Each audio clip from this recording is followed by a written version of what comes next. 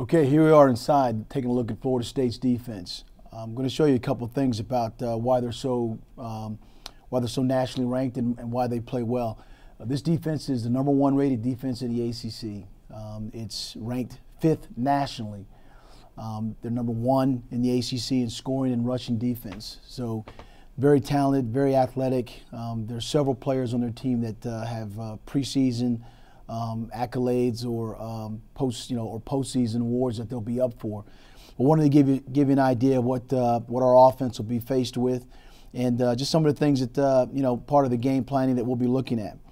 The first play here is number 95, Warner. Does a great job here. He's a left end setting the edge. We talk about setting the edge. It's the guy that is responsible for trying to make the ball go inside, or at least knocking the running back and making him run east and west. And you see right here, he does a good job of getting up the field. And you see the rest of the Florida State defenders getting up the field. So there he is right there. Does a good job with his hands, gets up the field, creates penetration, and then allows the rest of the defense to pursue. That was against Miami this past week. Another shot here is 3rd and 1. Just look at the overall team speed and athleticism. The ball's down here on the 2-yard line.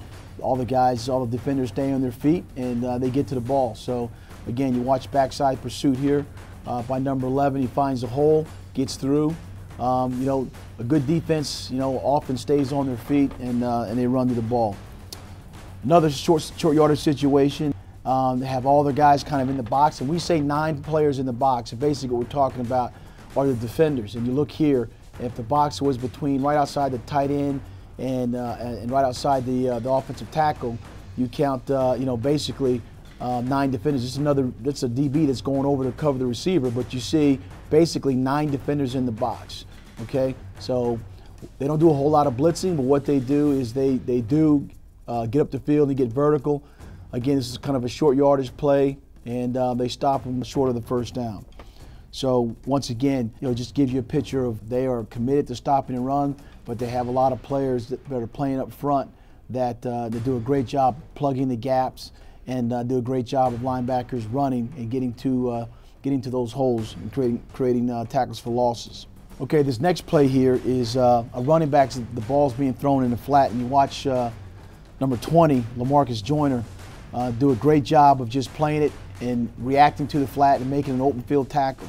A lot of the things that they do on defense is being able to run, but when you see their offense, their offense, even though it's not pictured in this scouting report, is they do a lot of things to try to get their players, their skill positions, guys out in the open to make you tackle them one-on-one. Here's another play of a defender playing man-to-man coverage.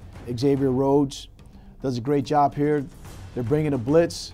Quarterback throws the ball up, does a good job the last second, getting his hands on the ball there. Another play is Mike Harris, who's coming off the blitz, one of their safeties. Okay, you see him right here coming off the edge, making the sack.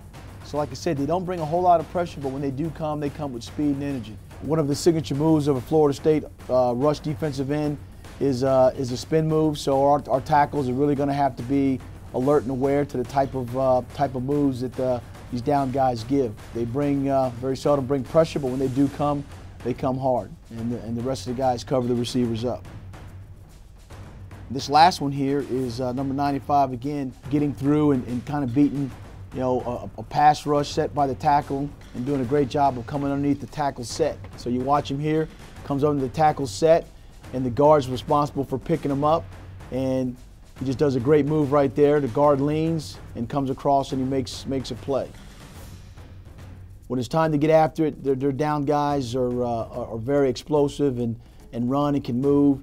Their linebackers are fast, and their corners are good cover people.